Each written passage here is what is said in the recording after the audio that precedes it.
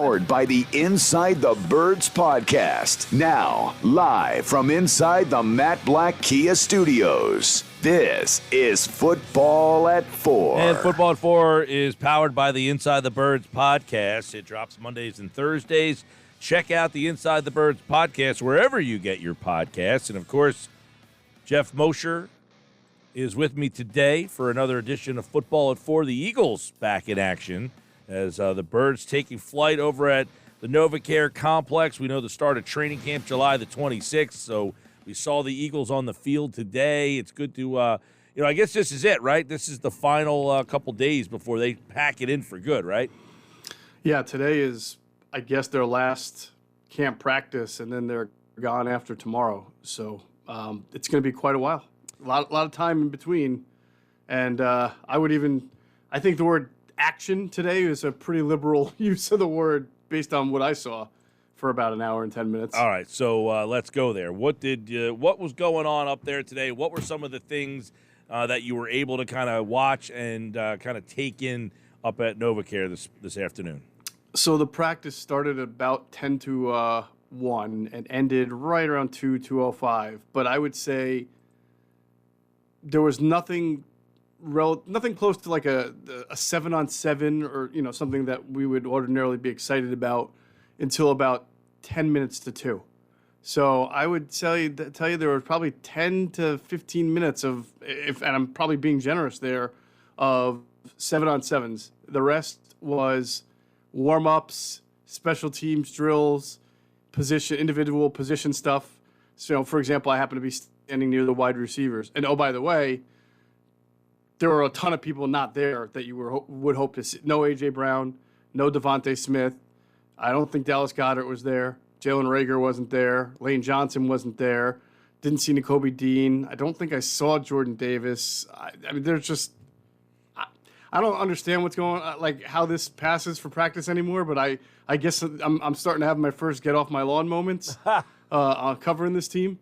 So, yeah, I was watching a couple of receivers do drill. They were doing different types of drills, like comeback drills and, things using pads and things like getting around blockers. But it was just that the wide receiver group consisted mainly of, I guess, Quez Watkins, Zach Pascal, John Hightower, Greg Ward, and then a couple of the, the Britton Covey guy and some guys you've never heard of before. Right. So you're at the point where you're like, what are they even doing out here?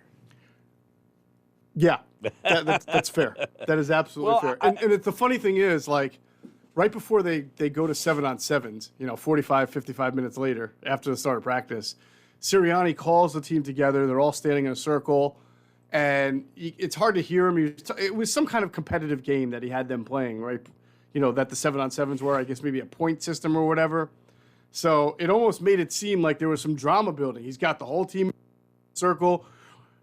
You hear him say something, Jalen Hurts this, something but that. So he was dividing teams out or whatever he was doing. And then they broke for the 7-on-7s, and it was literally like normal 7-on-7. I mean, I'm sure that they felt it was competitive. But, compared to what I'm used to, certainly not anything different. So what are some of the things that you were already used to? Like, what was one of these OTAs generally like as opposed to what you're seeing? Yeah, you get there's about 10 minutes of warm-ups generally, right? You might see some special teams work, the punt return, the kick return that they were doing, the coverage units, things like that. Then you divide into your position groups, which, again, they did all this, but they just did it for so long. What I didn't see was wide receivers versus corners, right? Offensive linemen versus defensive linemen. Other, like, more competitive type drills that you would see in training. I mean, you would see those one-on-ones between receivers and corners for 15, 20 minutes, right? You would see the one-on-ones between the linemen and the offensive and defensive linemen, and they haven't been doing that, or at least they didn't do that today. And then if you're going to have 7-on-7s, which they did, missing half your team, like no A.J. Brown, Dallas Goedert was there, so no A.J. Brown, no Devontae Smith, no Jalen Reagor, I don't think Bradbury was there. I saw Slay. It's different. I don't know what to tell you. I got a lot of Carey Vincent versus some guy whose last name is Wheatfield, I think. I'm not lying. There's a receiver there named somebody Wheatfield. I guess asking if the most important guy was there is Jalen Hurts. Was he there? And is he a guy that, you zoned in on with the lack of activity? But, hey, there's Jalen Hurts. I want to check him out. Yeah, he was there. I watched him throw 5 or 6 passes. Looked pretty decent. He had one of them across the middle that was to Covey, Britton Covey, the unrestricted free agent guy. Covey kind of got banged up a little. I don't want to say hit hard, but there was contact, so he didn't make the catch. The ball went in the air, and Davion Taylor picked it off and started to run it back. That was probably the most exciting thing to happen.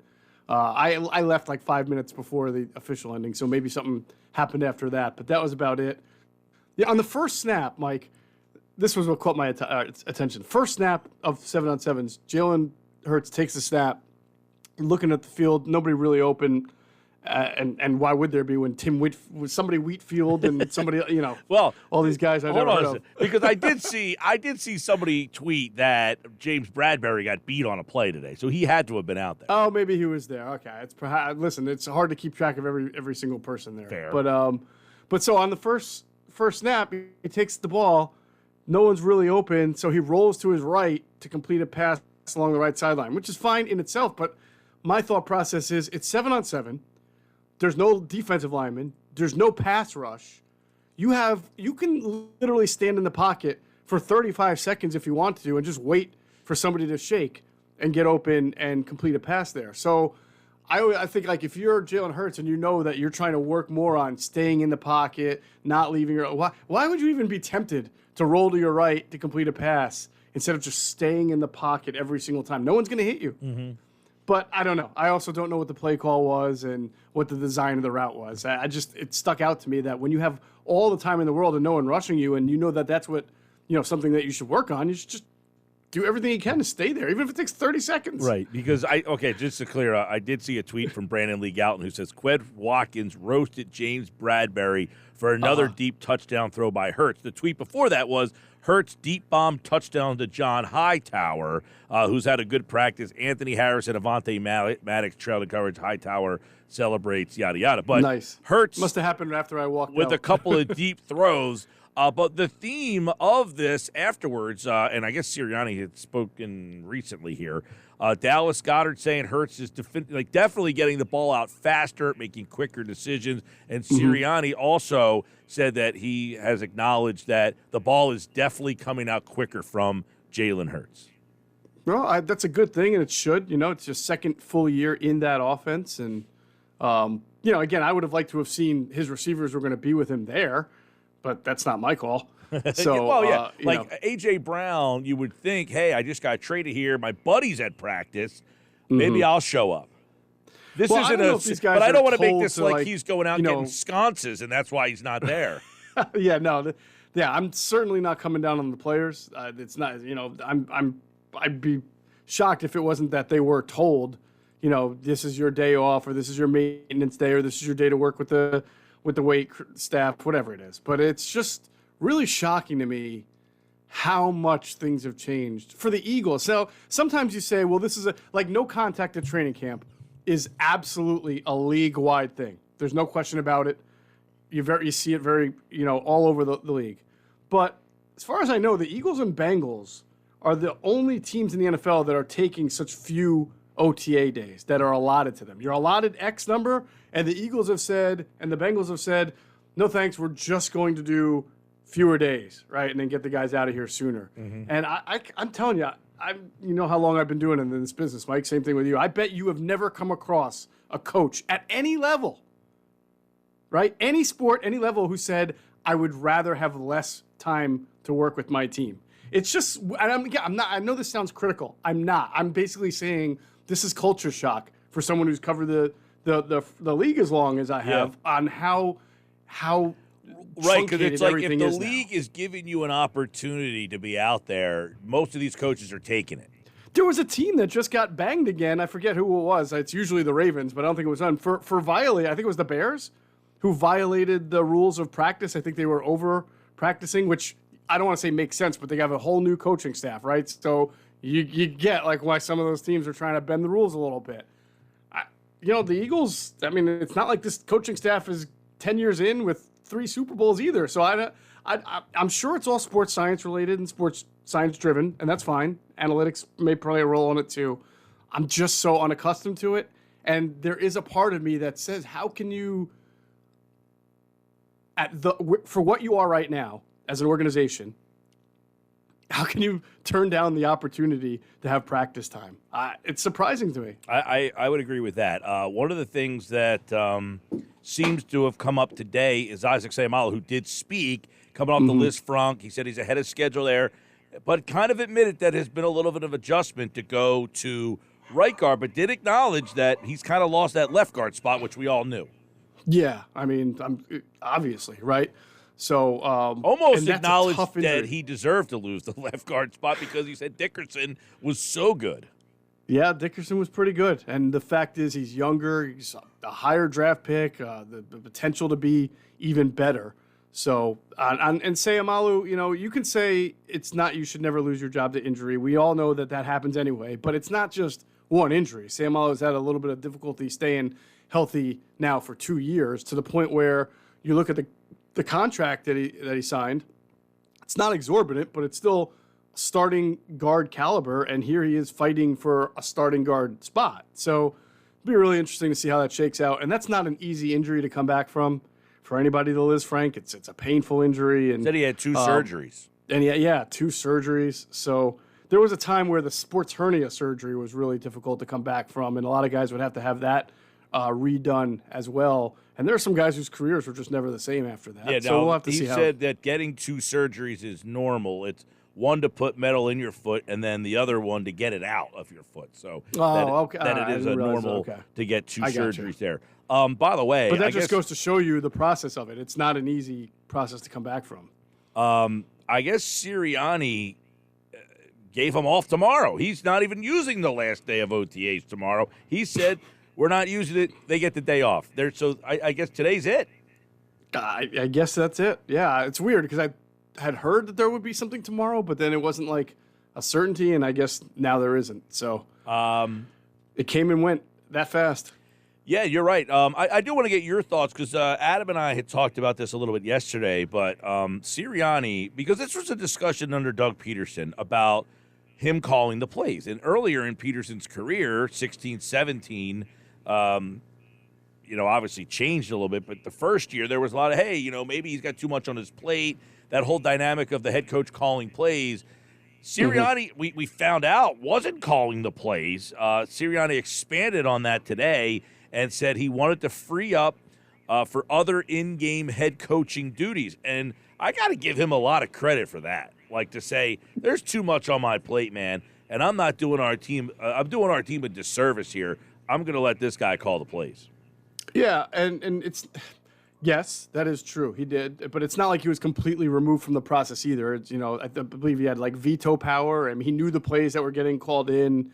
So it's not like he was just so far removed from the play calling that he'd be after the game, hey, Shane, I'm surprised you called this or that. I mean, he was knowledgeable of what plays were called at the time, so he's pretty invested in it. But it is good on his part that he recognized the need to be more of the CEO at a time where the Eagles were really struggling, needed more leadership.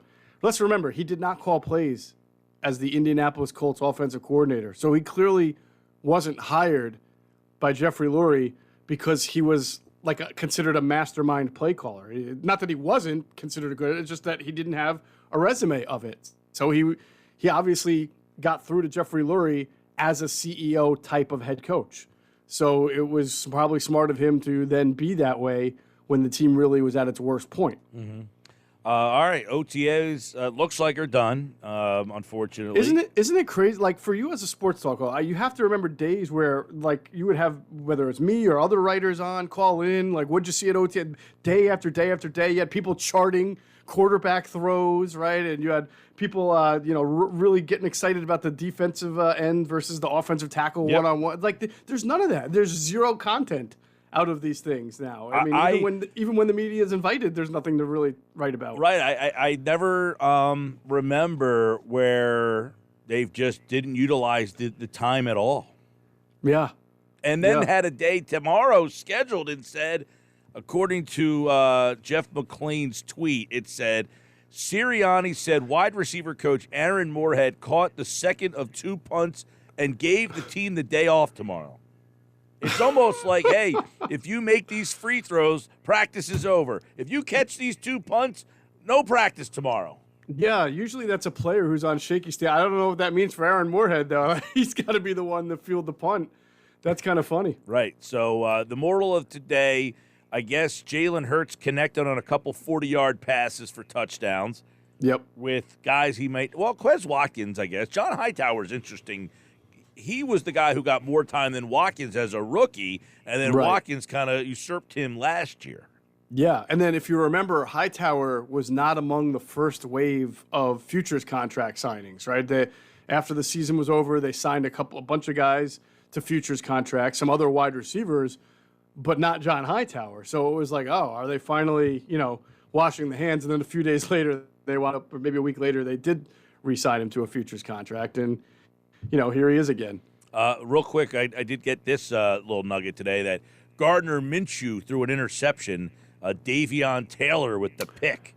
That's the one I'm sorry, that wasn't hurt. That was the one that was over the middle to Britton Covey. He got bumped. The ball went in the air, and Davion Taylor snagged it out of the air and ran White it back. batted it up in the air, Yep. and Davion Taylor was there. Yeah, that was the excitement. And then I guess when I left, a couple of bombs from Jalen Hurts, and that was it. End of practice. There you go. That's it. There you go. Period. Point blank. Thank God, by the way, I would think for you especially, but I just remembered years where when the Sixers were going through their process and the Phillies had 2 or 3 or 4 years removed from trading the big three, that Eagles OTAs was the savior in this city for just something to be excited about or something to hear about, read about. Oh, Jordan Matthews, he's wearing 81, he's catching all these passes, and Right. Now it's like, thank God the Phillies and Sixers are at least providing some content. Even the Flyers need a head coach, so that gives you a little content. Hey, listen, I hosted 4-hour shows through a pandemic with no sports. I do remember those days too. I feel like I can handle myself okay here, all right? You can. But I bet you had Eagles those days to talk. If not, you made it work. Jeez, I don't even remember where. Those days are foggy memories at this point. I don't even know what the hell we were talking about at that point. I'm with you. We did do the NBA Jam rosters. We're on those teams. The Jazz were the best, right? With Stockton and Malone. They were the best. We did something like 5 process Sixers a day. Like we were trying to figure that out. Yeah. The process was such a great time in sports. I mean, actually, what did I have yesterday? I threw this down because we were talking about the whole Iverson thing came up the other day about being the iconic play, and I said it's the Brandon Graham strip sack. It's not even a debate for me. I mean, that's the most iconic play. It's the most important play in the history of the city. Every sport. Yeah. Period. Yeah. Period. Point blank. But we were talking about a Eagles. I think this was Adam Kaplan yesterday with us about an Eagles 30 for 30. Mm-hmm. What the heck? What were we talking about? I can't remember. But it was something that came up about the. Oh, he said that Ertz, I guess, told him that the Philly play was supposed to be a running play originally. And I had never heard that before. I don't think I'd heard that one either. He said it was supposed to be a running play, and then that's when Foles said, hey, you want to do Philly? And he said, yeah, sure, why not? It's unbelievable. Right? All right, well, OTAs are done. Yeah, and, real quick, I know you're trying to move on, but, OTAs were always cool for us because, I mean, the draft picks, Rube Frank and I, when we were at CSN, we would make up Sports Center style nicknames for guys like Rashad Barksdale, right? We would say Rashad last train to Barksdale, and all the stuff that they used to do back on Sports Center in the days, and it was just fun. There were always good stories too to write about some of the guys who are just fringe players trying to make it on the team, and then you'd have your Greg Salas's, your guys were like, oh, they're ripping it up at OTAs. I'm really looking forward to seeing them. We had years. Well, we had Mr. Lehigh for years. Like, who would be that guy? Paul Turner, Hank Baskett. Yep. We're Lorenzo Booker. Yeah. I said I used to when I did my internship up in Philly, I had to set the broadcast up at Lehigh. Right. That was like part of my job, drive to Lehigh and set up the morning show broadcast. And I'm like, man, those were the days when you drive all the way out to Lehigh to go watch the team practice. Tell me about it. Twice in a day they would practice. That's right. I mean, the 2-a-days. Now they don't even do anything, and then they would hit. And those guys were spoiled because the guys before them, the Mike Quicks and the Carmichaels, would always be like, we had 7 preseason games. We had 3 months of training camp basically. Jeez, so I mean, it's I don't know what it's going to look like 10 years from now. It's going to be crazy. Right. All right. Well, Geoff Mosher, InsideTheBirds.com. The Inside the Birds podcast tomorrow morning at 6 a.m. They'll talk about no OTAs. Probably. All right, man. See ya. See ya. All right, there's Geoff Mosher, football at 4. Tomorrow, Andrew DeCecco, we continue our look this offseason at all of the divisions, and we will be having the AFC North tomorrow.